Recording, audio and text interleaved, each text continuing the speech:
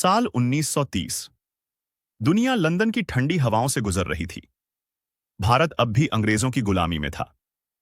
London में British सरकार ने गोलमेज सम्मेलन, राउंड टेबल कॉन्फ्रेंस बुलाया ताकि भारत के भविष्य की राजनीति पर चर्चा हो सके। इस ऐतिहासिक सभा में भारत से कई बड़े नेता आमंत्रित थे। राजे महाराजे, गांधी जी जैसे कांग्रेस नेता और अलग अलग समाजों के प्रतिनिधि। इसी सम्मेलन में पहली बार एक साधारण गांव के दलित परिवार से उठकर डॉ. भीमराव अंबेडकर ब्रिटेन की उस विशाल गोल मेज पर बैठे। उनका परिचय केवल एक वकील या विद्वान का नहीं था। वे वहां लाखों करोड़ों दलितों, शोषितों और वंचितों की आवाज बनकर पहुंचे थे। अंबेडकर ने साफ शब्दों में कहा, भारत की आजादी अधूरी है अगर उसमें दलितों और वंचितों का सम्मान और समान अधिकार शामिल नहीं होंगे। ये पल बेहद ऐतिहासिक था, क्योंकि पहली बार दुनिया ने सुना कि भारत के अछूत कहलाने वाले लोग भी अपने राजनीतिक अधिकार की मांग कर रहे हैं। अंबेडकर सिर्फ बोल नहीं रहे थे, वे अपने पीछे पूरे समाज का दर्द और उम्मीद लेकर खड़े थे। लंदन, 1930। गोलमेज सम्मेलन, राउंड टेबल कॉन्फ्रेंस का ऐतिहासिक दृश्य। इंग्लैंड के राजा जॉर्ज द्वारा बुलाई गई यह बैठक भारत के भविष्य की राजनीति तय करने के लिए थी। लंबी चौड़ी मेज के चारों ओर भारत के बड़े बड़े नेता बैठे थे। कांग्रेस के प्रतिनिधि, मुस्लिम लीग, रियासतों के महाराजा और ब्रिटिश सरकार के अधिकारी। इसी बीच एक चेहरा सबका ध्यान खींच रहा था, डॉ. भीमराव अंबेडकर। वह वहां सिर्फ एक व्यक्ति के रूप में नहीं थे, बल्कि उन करोड़ों दलितों और वंचितों की आवाज थे जिन्हें सदियों से समाज ने दरकिनार कर रखा था। उनका स्वर शांत लेकिन अडिग था। अंबेडकर ने वहां खड़े होकर साफ कहा, भारत की स्वतंत्रता का कोई मतलब नहीं अगर उसमें हर समाज, हर वर्ग को बराबरी और सम्मान न मिले। दलितों को केवल सामाजिक अधिकार नहीं चाहिए, बल्कि राजनीतिक अधिकार भी मिलने चाहिए। उनकी मांग थी अलग निर्वाचन मंडल, सेपरेट इलेक्टोरेट्स। इसका अर्थ यह था कि दलितों के लिए अलग से वोटिंग व्यवस्था बने ताकि वे अपने प्रतिनिधि खुद चुन सकें। क्योंकि यदि यह अधिकार न मिले तो ऊंची जातियों के वर्चस्व के कारण दलित कभी भी संसद और विधानसभाओं में अपनी वास्तविक आवाज नहीं पहुंचा पाएंगे। अंबेडकर ने ब्रिटिश सरकार और भारतीय नेताओं को सीधी चुनौती दी। क्या आप चाहते हैं कि आजादी के बाद भी दलितों पर वही जुल्म जारी रहे? या फिर आप चाहते हैं कि भारत सचमुच लोकतांत्रिक और न्यायपूर्ण देश बने? उनका तर्क बहुत मजबूत था। अगर दलितों को राजनीतिक प्रतिनिधित्व नहीं मिलेगा, तो भारत का लोकतंत्र अधूरा और खोखला होगा। उनकी इस मांग ने पूरे सम्मेलन का माहौल बदल दिया। कई नेता चौंक गए, क्योंकि यह पहली बार था कि कोई दलित नेता इतनी मजबूती और आत्मविश्वास से दुनिया के सामने अपने अधिकार मांग रहा था। अंबेडकर की यह मांग केवल शब्द नहीं थी, यह सदियों की पीड़ा, अपमान और संघर्ष से निकला हुआ विचार था। उन्होंने साफ कहा, हमारी लड़ाई किसी जाति विशेष से नहीं, बल्कि अन्याय से है। हम बराबरी चाहते हैं और बराबरी के लिए राजनीतिक शक्ति अनिवार्य है। यही से शुरू हुआ दलितों के लिए राजनीतिक प्रतिनिधित्व का बड़ा संघर्ष। अंबेडकर की अलग निर्वाचन मंडल, सेपरेट इलेक्टोरेट्स की मांग ने पूरे देश की राजनीति को हिला दिया।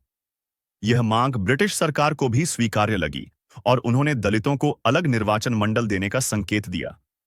लेकिन यही बात महात्मा गांधी को स्वीकार नहीं हुई। गांधी जी का मानना था कि हिंदू समाज एक है, उसमें बंटवारा नहीं होना चाहिए। अगर दलितों को अलग निर्वाचन मंडल दिया गया तो हिंदू समाज स्थायी तौर पर बंट जाएगा। 1932। गांधी जी उस समय यरवदा जेल में थे। वहीं से उन्होंने घोषणा की, अगर दलितों को अलग निर्वाचन मिला तो यह हिंदू धर्म की आत्मा पर प्रहार होगा। मैं इसके विरोध में आमरण अनशन करूंगा। उनकी यह घोषणा पूरे देश में भूचाल की तरह फैल गई। गांव-गांव, शहर-शहर से लोग चिंतित होने लगे। अगर गांधी मर गए तो अंग्रेज इसका दोष अंबेडकर और दलितों पर डाल देंगे। पूरा देश दबाव बनाने लगा कि अंबेडकर अपनी मांग छोड़ दें। दूसरी तरफ अंबेडकर पर बहुत भारी बोझ था। उनके सामने सवाल था, क्या वे दलितों के राजनीतिक अधिकारों के लिए गांधी की मृत्यु का दोष अपने सिर लें या समझौता कर लें? बहुत सोच विचार और तीखी बहसों के बाद 24 सितंबर 1932 को पूना पैक्ट हुआ। इस समझौते के अनुसार अलग निर्वाचन मंडल की जगह दलितों को सामान्य निर्वाचन में ही आरक्षित सीटें दी जाएंगी। मतलब दलित अपने प्रतिनिधि चुन सकेंगे, लेकिन हिंदू समाज से अलग होकर नहीं। अंबेडकर ने भारी मन से यह समझौता किया। उन्होंने खुद कहा था, यह समझौता मेरे लिए जीत नहीं बल्कि गहरी हार की तरह है। लेकिन गांधी जी की मृत्यु का दोष अपने सिर लेना उससे भी बड़ा संकट होता। हालांकि यह समझौता सिर्फ हार नहीं था। यहीं से दलित राजनीति का नया अध्याय शुरू हुआ। अब डिप्रेस्ड क्लासेस, दलित, पहली बार भारतीय राजनीति के आधिकारिक हिस्से बने। उनके लिए सीटें सुरक्षित हुईं और यह भविष्य में दलित प्रतिनिधित्व की बुनियाद बना। पूना पैक्ट के बाद अंबेडकर समझ गए थे कि दलितों और वंचित वर्गों की लड़ाई सिर्फ सामाजिक नहीं बल्कि राजनीतिक भी है। अगर दलितों के पास अपनी राजनीतिक ताकत नहीं होगी तो वे हमेशा बड़े समाज पर निर्भर रहेंगे। इसी सोच से 1930 के दशक की शुरुआत में उन्होंने डिप्रेस्ड क्लासेस फेडरेशन (डीसीएफ) की स्थापना की। यह संगठन दलितों की राजनीतिक आवाज था, एक ऐसा मंच जहां से वे अपने अधिकारों, अपनी मांगों और अपनी रणनीति को संगठित रूप में आगे रख सकें। डीसीएफ के माध्यम से अंबेडकर ने साफ कहा, दलित समाज को सिर्फ दया और सुधार की जरूरत नहीं है, हमें अपने अधिकार चाहिए और इसके लिए राजनीतिक शक्ति भी चाहिए। यह संगठन चुनावों में भी सक्रिय हुआ और धीरे धीरे वंचित वर्गों के लिए राजनीति में जगह बनाने लगा। लेकिन अंबेडकर का संघर्ष सिर्फ दलित राजनीति तक सीमित नहीं रहा। उन्होंने समाज के और भी वंचित वर्गों के लिए आवाज उठाई। महिलाओं के अधिकार। अंबेडकर ने कहा कि बिना महिलाओं की भागीदारी के कोई भी समाज आगे नहीं बढ़ सकता। उन्होंने महिला शिक्षा, संपत्ति के अधिकार और समान अवसरों पर जोर दिया। उनकी नजर में महिला और दलित दोनों ही समाज के सबसे दबे हुए वर्ग थे और दोनों को बराबरी दिलाना उनका लक्ष्य था। मजदूर आंदोलन। 1930 के दशक में जब औद्योगिक कामगारों का शोषण हो रहा था, अंबेडकर उनके साथ खड़े हुए।